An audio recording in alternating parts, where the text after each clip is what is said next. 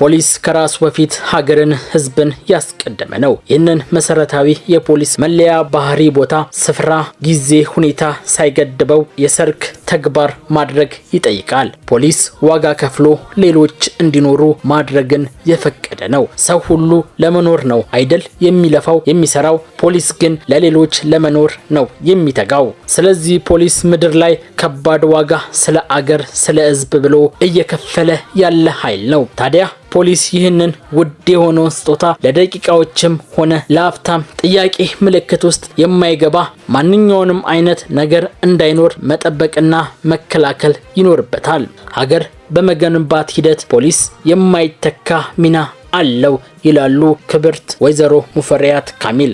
ኢትዮጵያን በማጽናት በማቆም ሂደት ዘመን ተሻጋሪ በማድረግ ረገድም ፖሊስ የማይተካ ሚና አለው ይላሉ። ይህ ማለት እያንዳንዱ አባል የማይተካ አስተዋጽኦ ድምር ውጤት ነው።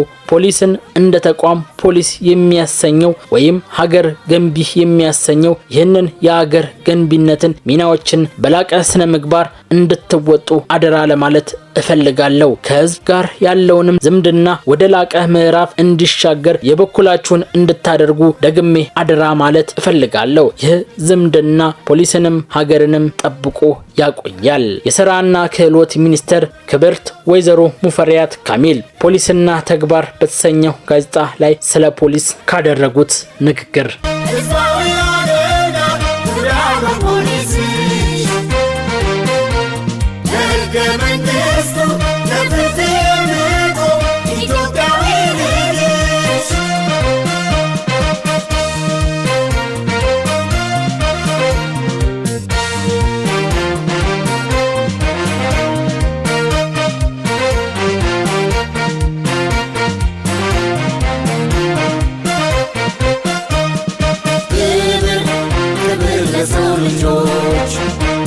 የፖሊስ አርማዬ ሰላም ሰላም ሰላም ይስፈን ሰላም ለኢትዮጵያዬ